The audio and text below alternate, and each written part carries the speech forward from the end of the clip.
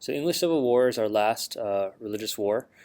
This is really more of a transition because in our next chapter section, we're going to be looking at absolutism versus constitutionalism, and England's going to actually go away from absolutism. So we want to look at the goal of this lecture. We want to look at the causes and the impact and the effects of how this war, the outcome of it, has affected the English people because of the Puritan rule. Right, the Puritans are going to come to power, and so how are the Puritans going to dictate the politics in England and also dictate society? What's going to happen to the religion and how people are going to live? Um, English was not really involved with the continental religious wars because they're dealing with their own civil war, and it's more of a milder war compared to the other religious wars. This is not between Protestants versus Catholics as the other religious wars was. This is more about extreme Calvinists, which are called Puritans, and then moderate Protestants, which are like Anglicans. Okay, so basically the Anglican Church versus these new group of Puritans, and yes, it's once again mixed between religion and politics. But the outcome of this is we're going to see a new political structure. Okay, so England is going to look at Parliament and Parliament and the monarchy are going to be struggling in the Civil War as well. So let's look at kind of who we're talking about. At this point, James the First is going to be the new king after Elizabeth. Right, he is actually the Stuart, so he's beginning the Stuart dynasty because Elizabeth did not have an heir. That's the end of the Tudor dynasty. We're going to see Charles I, who is son of James I, come into power after him. James I is also king of Scotland. He's called James VI, and we'll get into that with a little bit more background. Okay, so what's unique to England, and I'm going to be kind of blasting through a lot of this these facts because they're kind of important, but I want to just touch upon what's most significant, and that's what I'll spend the most time on. What's unique to England is that by challenging the monarchy, England is going to kind of see its own time of peace, even though there's this civil war that's going to break out. It's kind of hard to understand, but usually it's successful governments that have strong kings. They're not going to have a strong king, but still they're going to have some unique success. And they're going to form their own workable government, which makes them a new case. Okay, this is going to allow England to eventually be pursuing a way of more representative government structure and also more of a liberal type of reforms. Okay, so kind of the trend and theme in absolutism, remember this is a transitional lecture, is that the success of the monarchy is really dependent upon the personality of the king. So when we look at James I, when we look at Charles I, and we look at Oliver Cromwell and the other Stuarts, like what were their personalities like? Okay, the focus for politics was really between not so much Parliament and the king at this time, but it's really a rivals for patronage at court, and so those that are part of the king's court are always constantly trying to duke each other out to gain more influence because of these goodies that are handed out: land, titles, trading rights, and a lot of the nobles at court are trying to gain favor of the king. Okay, as far as parliament, just a little bit of background.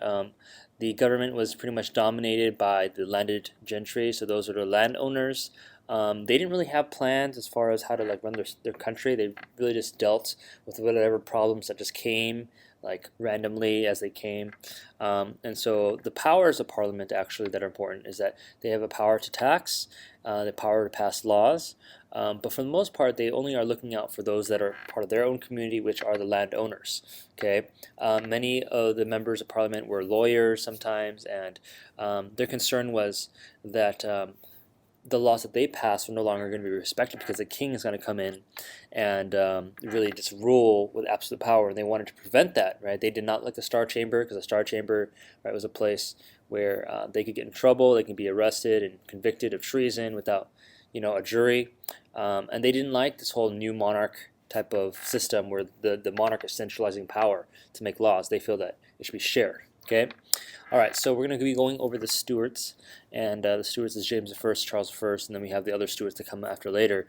But these are some of the problems and weaknesses that we're going to see they had to deal with, and why they struggle and why they failed because of these reasons. Okay, the first one is that because there are multiple kingdoms with different religions, and there's a strong minority of each, right? So in England, they're Anglican, right? But however, there's a minority that's rising up in England. In Scotland, they're mainly Presbyterian, and in Ireland, they're mainly Catholic. And so, because the English king is in charge of all these areas, they're going to be dealing with religious differences in each.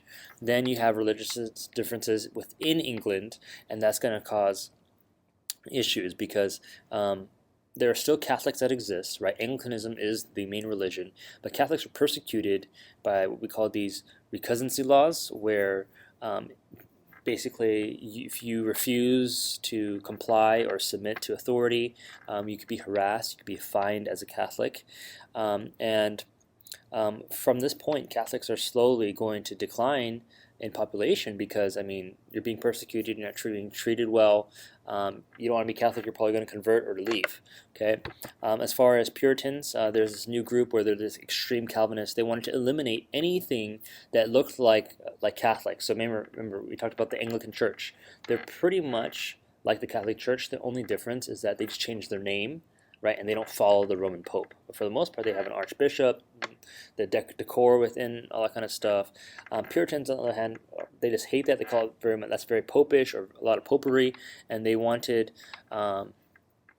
more sermons of preaching from the Bible, from the Word of God, not about sacraments.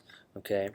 And the last problem is that there are revenue problems, and this is going to be a problem because, well, you have rising debt, your expenses are increasing because of your wars that you're being part of, right? War is very costly, and so that means these kings have to rely upon Parliament for funds, and they're unable to get it from Parliament because they don't trust him. Okay, all right. So let's go into our first king, James I. He's a descendant of Henry VII, and that's why the throne passes over to him. He's in a difficult situation because Elizabeth was very popular. She was a great ruler. Everyone loved her and respected her. And so the Stuart dynasty is going to begin with him. And one thing to understand about James I is he absolutely favored absolutism. Right? He talked about it a lot. He never really called upon Parliament.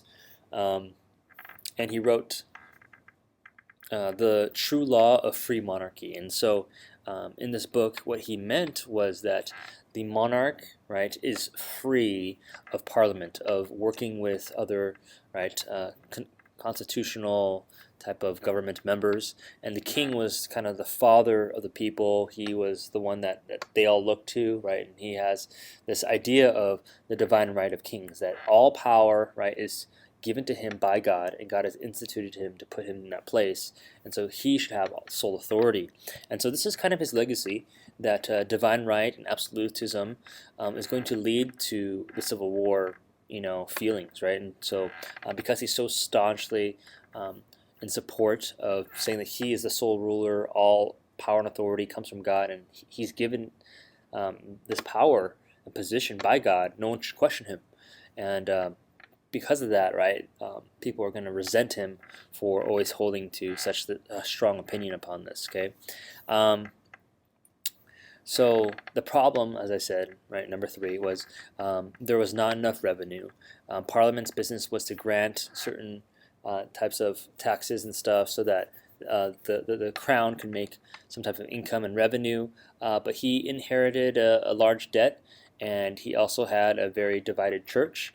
And so the problem with James I and Charles I, his son, is that they would not gain any revenue from Parliament because they did not trust either king. And many Puritans were unhappy with the Anglican Church in England. Okay, so the resistance to kings was therefore strong, and the Puritans, who were mainly members in Parliament, there are a lot of Calvinists that are extreme. They're called Puritans, right? They feel that they want to reform the church, and James I doesn't want to do anything like that. They don't want to eliminate these ceremonies and sacraments, in the hierarchical system, and so James I eventually will die, and Charles I will come in, okay, and he's going to be ruling for about 25 years or so. On the left, you have a picture of Charles I, but also on the right, you have a picture of Charles's children. In the center, in the red, you have Charles II, and he's going to be ruling and restored to the throne after the Civil War. And then you also have James II, which we'll get to as well later on after the English Civil War. Okay, all right. So Charles I, really important. He is going to be in conflict with Parliament. Okay, over the same reasons as I went over, those weaknesses, right? So he's going to call Parliament once a year. There's a fly here, and the main issues was really taxes. And because he didn't get any taxes, gosh, this fly, annoying. All right, because he didn't get any taxes, he would just dissolve Parliament because he doesn't feel like they're necessary. To gather if they're not going to support him with money. What's your point in gathering at all? He's actually going to use what we call extra parliamentary measures to get money. It's basically a way of abuse where he's going to force Parliament to loan him money, and he calls it it's a tax that will be repaid to me, or sorry, a tax that I will repay back to you, and if you refuse to loan me this money, I'll throw you in jail. Okay, another issue that Parliament did not like about him, and so you got to see that there is this conflict between Parliament and the monarchy growing. So Parliament is upset that he's constantly quartering troops in order to transit these troops into war, and so quartering troops basically is housing soldiers into your home without your permission. Okay, all right. So how does Parliament respond to this? Well, because of this, they're very upset, right? They don't want to raise taxes for no reason, because that's upon their land and stuff. And so they eventually come up with this petition, right? So it's called the Petition of Right. It's a declaration and saying that Parliament has certain rights where you cannot have forced loans, right? You cannot just tax upon what you want, and you must have consent of Parliament in order to institute a tax. You cannot throw people in prison without a due cause, right? Habeas corpus, right? Due process of law. You have to have a reason before it. You cannot confiscate any property, and so it's really checking the monarch's powers by the Petition of Right.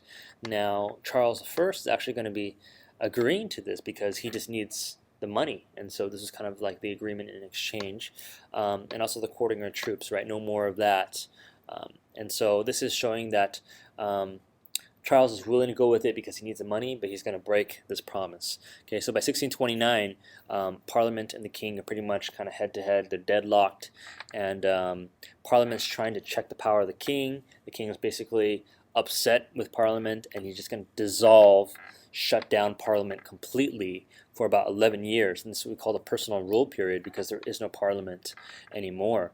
And at this point, he didn't get the money. Right, and so now the crown, the monarch Charles I, is in a financial crisis. So what's going to happen? Problems are going to escalate. Okay, so here are some of the issues. Charles I at this point is an absolute monarch. There is no parliament meeting, so that means all the power is to him. And so he's kind of happy in this way, right? But now the issue is that he needs to figure out how to get money by himself without Parliament's help. So he brings up the ship money.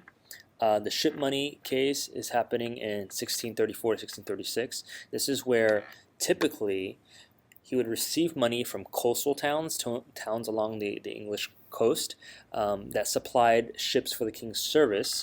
But he now said, instead of these coastal towns, we're just going to have all towns, even inland, to pay this money. And even those that were inland, right, they're required to pay this, where they're going to be obviously upset because they never had to, right? And at this point, the king is basically trying to follow, right? Charles I is trying to follow this new monarch concept of saying, no, like I control my own revenue, I'm centralizing power, this is what I'm going to be doing. Okay, so he gained some money in that sense. Another problem that's going to escalate is the religious side, and the religious issue is kind of more, and that's why we have this still in the Wars of Religion, is because the religious issues were kind of a major factor that gave a cause and a reason for the English Civil War to happen. Okay, so one is the struggle between obviously Parliament and the monarchy, right, a political one, but also religious as well. Okay, so Charles I pretty much could have figured out how to rule politically without dealing with this religious Parliament issue, but because his policies that were instituted by the Archbishop of Canterbury, he basically kind of rubbed them the wrong way. Okay, so the goal was to keep the Anglican Church the way it is, and he had William Laud, who is the Archbishop, right? He was the one to kind of led it that way. Charles wanted to unite England, Scotland, and Ireland into one united kingdom, and all would be Anglican, except that wouldn't work. If he wanted to have religious conformity, that wouldn't work because they held on to their own separate religious beliefs. Okay, so what is William Laud known for? He favored Anglicanism with having a hierarchical system with bishops, and he wanted to keep ceremonial sacraments. He wanted to remove kind of like the Puritans, or not remove, but they wanted to not acknowledge the Puritans' demands. The Puritans wanted to have to break away from that old ceremonial system and to have more preaching and long services. And so when the Puritans addressed these like very Catholic issues, they we're not even moving forward to be Protestant, right? And so William Laud is going to refuse Puritans to publish works and to preach openly, and those that followed William Laud are called Laudians, and they questioned Calvinist doctrine. And they said that, you know what, good deeds, right, should be in hand with your salvation and justification. And so that's very Catholic. And so Puritans are obviously upset with the Laudians. Okay, 1636, the Episcopal system is going to be imposed upon the Scottish Church. So Episcopal means basically having bishops, and that's basically how the Catholics did it, right? With the Scottish, they were completely opposite of that. They wanted to have Presbyterians or presbyteries where they have a bunch of elders, and it's very much not like hierarchical, but more shared power. Okay, and that's kind of how that would be introduced and enforced. Now, one way that would upset Puritans is kind of how they're treated, and so they would actually crop out ears, meaning that cut them off if you ever were to criticize bishops, and this is a form of persecution. And so obviously they're going to resent him for that, and they point to Charles I because he is the Archbishop of the King. Okay, in 1637, the Book of Common Prayer was a book that was established by the Anglican religion, and this was where the Scots are going to rebel against this because they don't want to be forced to do anything because they're Calvinists. They don't want to force to do anything that's very Anglican in that way, and so they feel like this is very Catholic of them. The Scots eventually are going to abolish this bishop type of hierarchical system, and they're going to reinstate the presbyteries of having elders and deacons to be the leaders. Okay, all right. So because the Scots are kind of rising up to rebel, Charles I is going to need funds, and so he called Parliament in for a short session in 1640. This is the first time in 11 years when he ruled as an absolute monarch, from 1629 to 1640, and this is what we call a short Parliament. But at the Battle of Newburn, okay, the English army was defeated, and he actually had to reconvene Parliament for a long time. Okay, all right. So Parliament is going to sit in for 20 years with no other elections. So this is going to be called long Parliament. So to understand short Parliament versus long Parliament, it's not that important. The main point is that Parliament is only called in a session because he needs money. Otherwise, he doesn't care for them. Why does he need money? Because he's at war. And for the most part, Parliament members are Puritan. They don't like him because he's very Anglican, and they're on opposite sides of Protestantism. So they're not Catholic, right? Anglicans are not Catholic, but they look Catholic because of all their ceremonies and how they perform. Okay, so some changes that happens in Parliament, in this long Parliament, is that they're going to abolish the Star Chamber. They're going to get rid of ship money, and Parliament's kind of happy in getting rid of some of these things. But we're going to have the Civil War break out. Okay, so 1642, what triggered the Civil War was, for one, there was a rebellion in Ireland. So remember, Charles wanted to have a united kingdom, so he's trying to conquer these areas and control them and change their religion, but Ireland's going to rebel first in 1641, and this means that, hey, you know what, we have to stop Ireland from rebelling, and so what are the English going to do? They're going to raise an army up. So Parliament can raise an army because they have money, but they don't want Charles to be the leader of it because they don't trust Charles. So this is kind of this breaking point in 1642 of what should happen. Okay, should we allow Charles, right, to be given an army to take him over or not? And so in 1642, a war is going to break out between Charles and Parliament, and Parliament's going to raise its own army. So for 4 years, fight's going to happen, and the Civil War is going to ask for 2 questions. Okay, so in this time of fighting, okay, the 2 main issues is what type of government will England have at the end of this war, right? And the second question is, what kind of Protestant religion? Is it going to be Anglicanism, or is it going to be Puritanism that will England have at the end of this war? Okay, is it going to be an absolute monarchy, or is it going to be a parliamentary type of system or constitutional government? Is it going to be going back to the Anglican style, or more of a decentralized local congregations with Puritans and Presbyterians? Okay, so each side has its own forces. You have the Roundheads that are fighting for Parliament, and you have the Cavaliers. Like you see in this picture, at the top, you have the Roundheads, and the bottom is the Cavaliers. They are the Royalists. These are supporting the throne. Over time, the Roundheads are going to defeat the Cavaliers, and there's going to be a victory.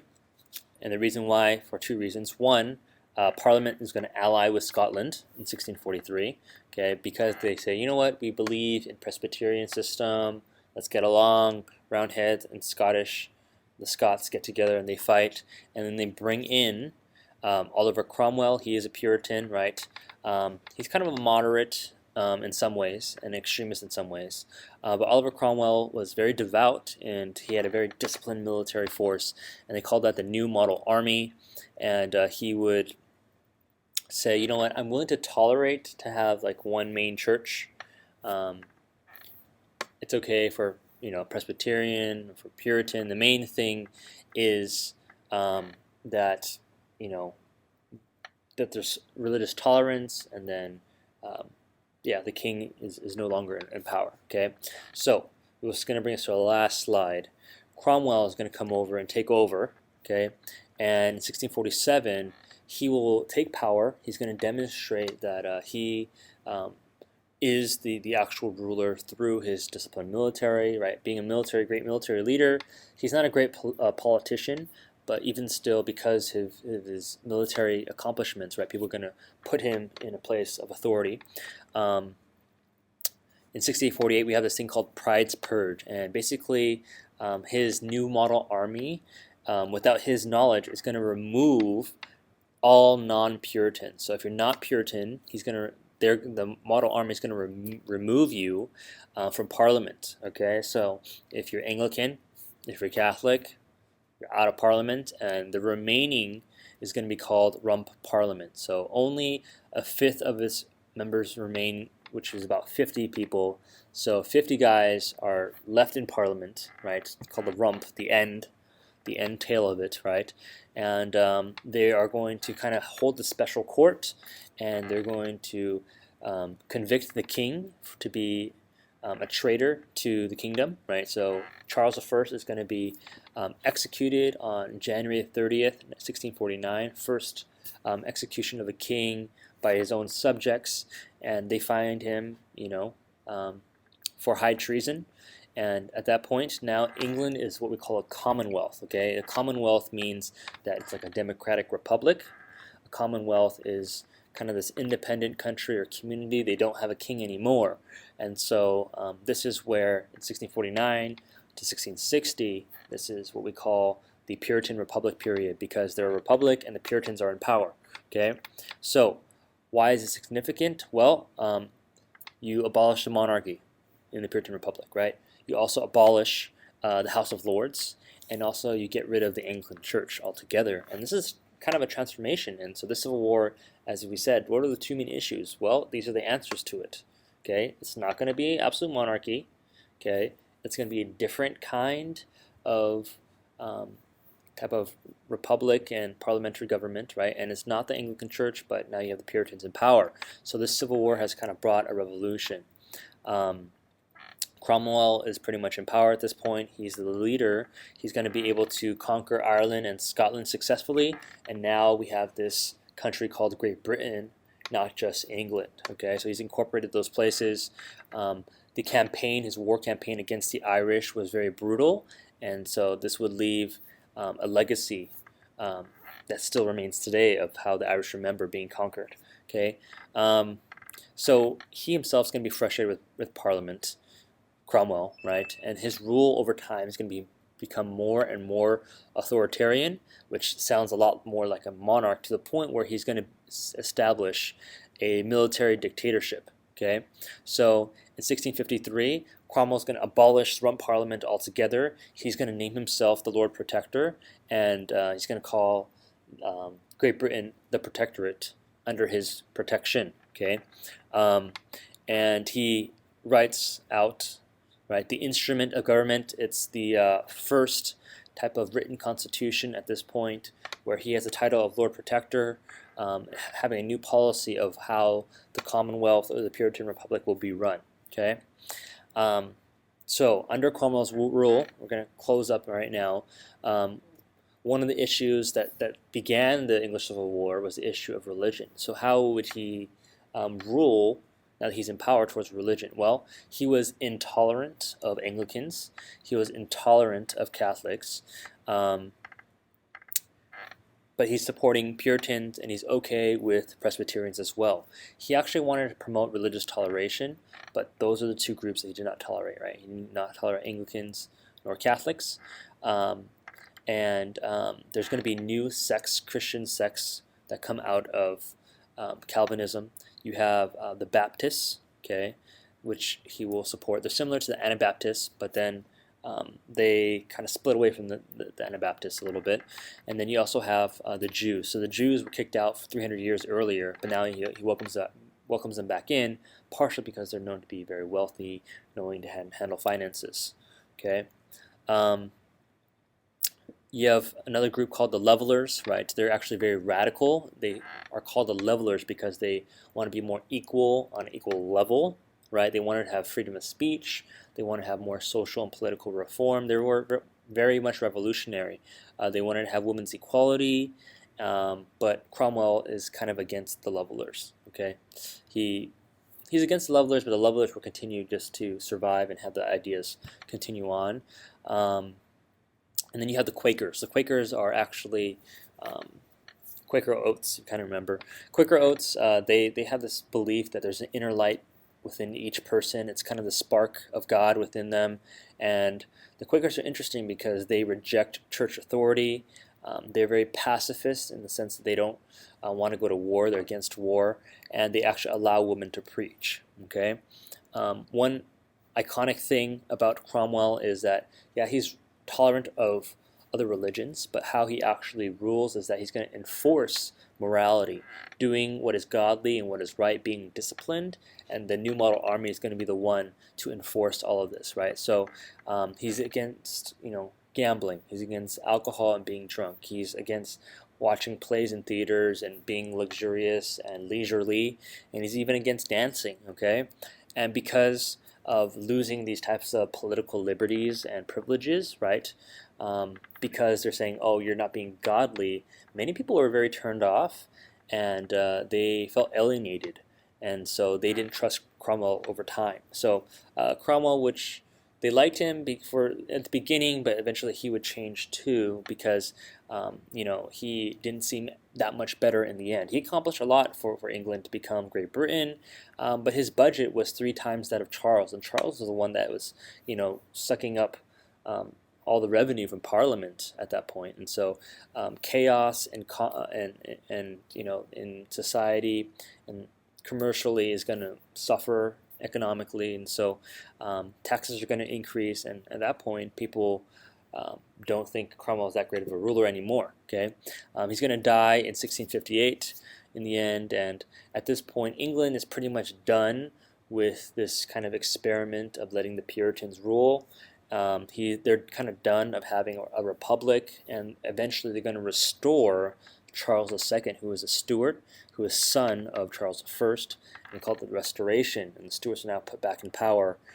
So the English Civil War pretty much accomplished not a whole lot for the country, but it brought out a time of experimentation of, not having a king and having a republic. Now it'll change again. Okay.